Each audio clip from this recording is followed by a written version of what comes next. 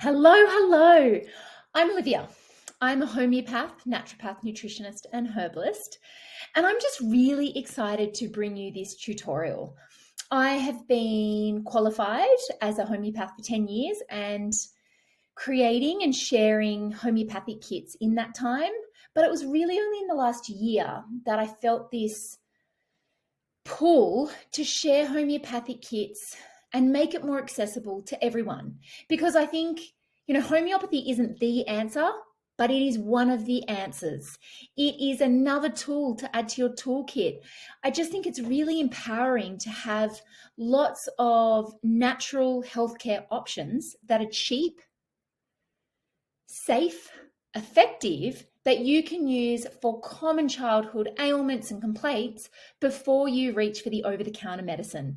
And so with that in mind, I have just updated my homeopathic kit, and I finally decided I would offer a tutorial just because I know you've got the ebook. So you've got lots of information about how to use the remedies, but I want to connect with you, and I want you to understand a little bit more about where homeopathy's come from and how to use it from a dosage and frequency perspective, just so that you can get the fastest results possible. So very, very big welcome. I'm just like you. I like to take the fluff out of this. I'm actually currently today running off about 3 hours sleep. I have 5 kiddos that are 7 and under. Took a lot of thought then. And my hubby's away for a couple of nights a week in Sydney for work. So I don't always make the best decisions when it comes to food choices. Sometimes in the evening, I just want a few hours to myself and I stay up late scrolling on Instagram or binging Netflix. I'm not perfect, and we don't need to be. I think what we all need to do is just create more healthy habits into our day. And homeopathy is yet another habit that you get to start to create. It's another tool that you can turn to for lots of things that pop up in the real world, like headaches, colds, flus, coughs, bites, cuts, bumps, bruises, tummy pain, gastro, fever, etc., etc. So let's just start by talking a little bit about the history of homeopathy, because so often people say to me, homeopathy, that's kind of a new thing. And no, it's not. Homeopathy was incredibly popular in Australia in the 1900s. In fact, Australia's first homeopathic hospital was in Melbourne, and that was in 1876. Shortly after, homeopathic hospitals started popping up all over our country. There was a homeopathic Sydney hospital. In fact, there was one around this time in Adelaide. Now, this was the Children's Adelaide Hospital. There were 6 main medical practitioners, and 3 of them were homeopaths. A number of countries, until fairly recently, you needed to be a qualified medical practitioner like a GP to practice homeopathy. So homeopathy was thriving. It was very successful for a good 50 or 60 years until the orthodox medicine facilities kind of had those opposing thoughts and views. Homeopathics are very much used gently to stimulate the body's innate healing abilities. So it's where you give a tiny, minute amount of a substance, be it from a plant, a mineral, an animal, some type of natural substance, which gently stimulates the body's ability to find homeostasis, to rebalance. Because remember, sickness and disease is just that. It's a level of dis-ease within the body. Your body knows how to heal. It just needs reminding. And that, my friends, is where homeopathy really comes into place.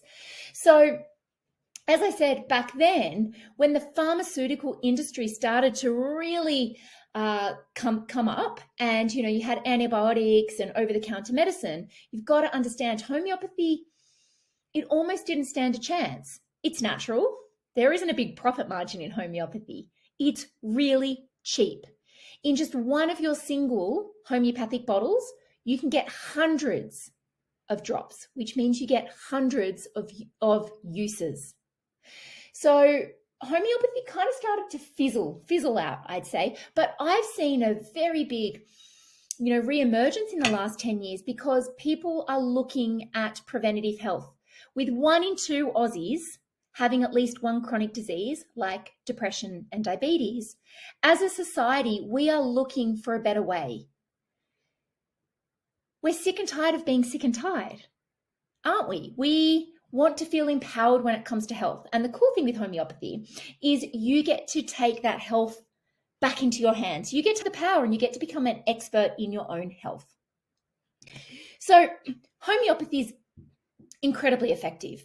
When I first trained and qualified as a homeopath 10 years ago, homeopathy for me was kind of the trickiest modality for me to really get my head around. And yet I got the fastest results in clinic because it works. Homeopathy is referred to time and time again in scientific data in the medical literature because we know it is effective. In fact, there is a study, and you can jump onto PubMed, the biggest peer-reviewed medical journal online. You can go onto the National Library of Medicine. You can go through and sort through the scientific literature, but it's in there. It states the effectiveness of homeopathy. So arnica, a very well-known homeopathic, if you're not familiar with it, you will become very familiar. Arnica was stated in this study to be in equal effectiveness to conventional non-steroidal anti-inflammatory drugs in the treatment of post-operative pain and swelling. So what that means is you have arnica, a safe, natural, virtually free form of medicine that you can use that can help manage swelling and pain after an operation and get the same results to that as an over-the-counter anti-inflammatory drug. Which option would you go for?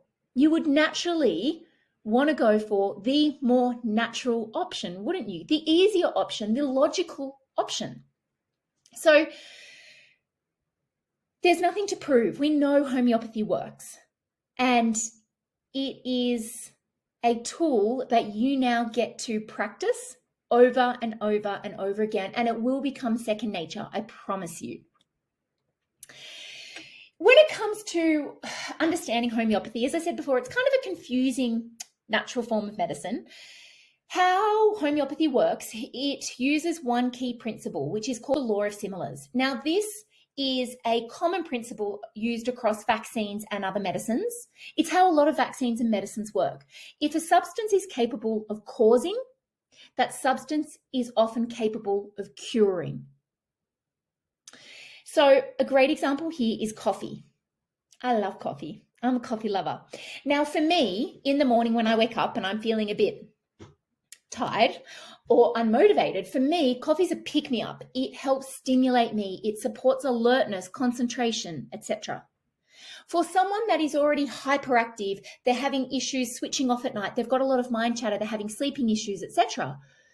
Coffee in a homeopathic form can calm them. So let's say that again. For someone that is healthy and stable, coffee can stimulate them. But for someone that's stimulated, coffee in a homeopathic form can calm them. So what that tells us is that everyone responds to medicine differently, yes. But if you can select a homeopathic remedy that is most similar to the symptoms that you have or the picture you're presenting, it can often gently stimulate your body's innate ability to heal. And remember, our bodies know how to heal. Homeopathics can remind them.